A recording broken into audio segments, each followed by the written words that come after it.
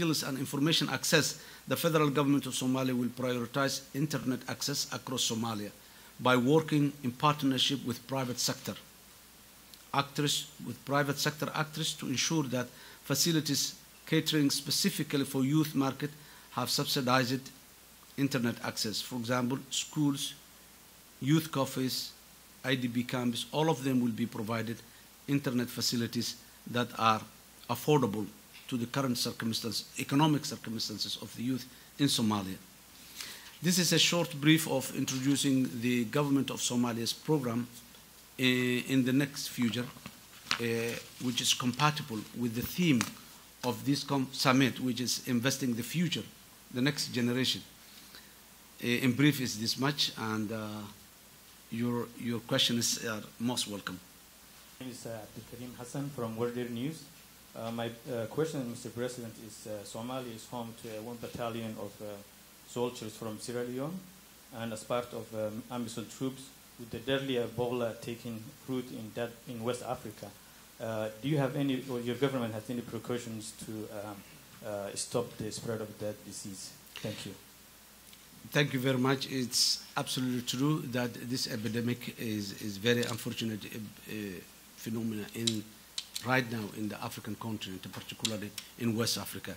And we have, as you rightly said, that we've discussed this with a mission, the African Union mission and the United Nations Support Office in Somalia.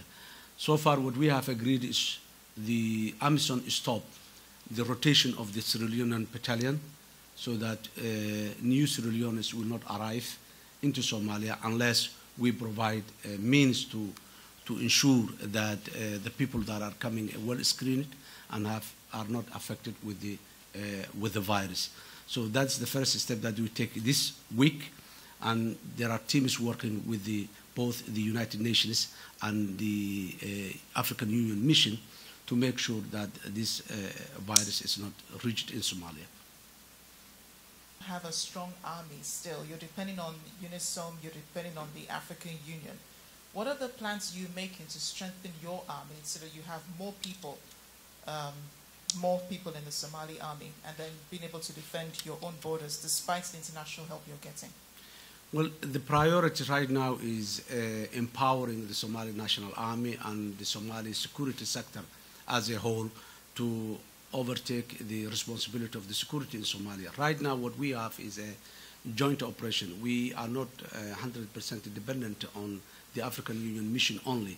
The Somali National Army and the AMISOM forces are jointly operating together in the field.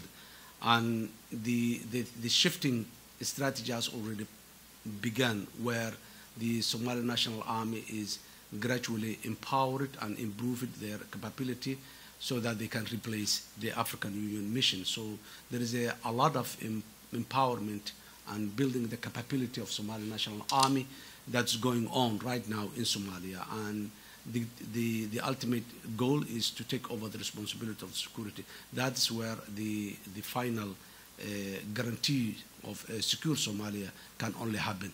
So this is going on. Somalia's security capability has improved enormously in the last 2 years, and there are plans already in place that they will be taking over, because some of the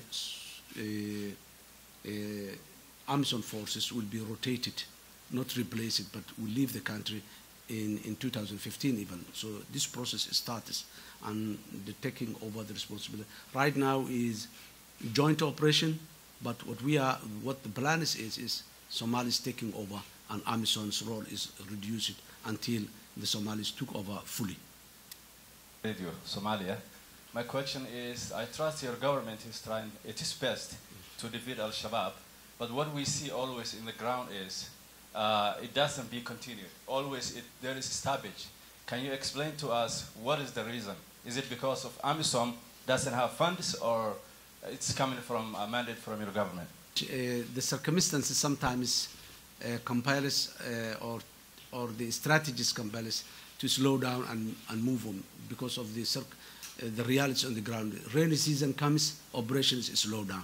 When the dry season comes, operations move. It's one example I'm just giving. But what I'm telling you is that in the last 1 year particularly, the geographical coverage of Shabaab controlled territory in Somalia is shrinking.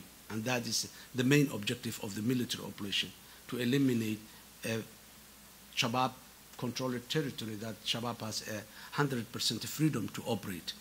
And that's what makes Shabaab more inclined into asymmetrical war, urban warfare. When they were unable to sustain the military operations, now they changed their tactic into urban warfare. Mogadishu, having more than 2 million population, become a very conducive environment for them, that they can melt down into the society and can operate easily. That's what you're seeing in recent times, and that's what makes them come into Mogadishu when they lost the territories that they were freely moving and controlling.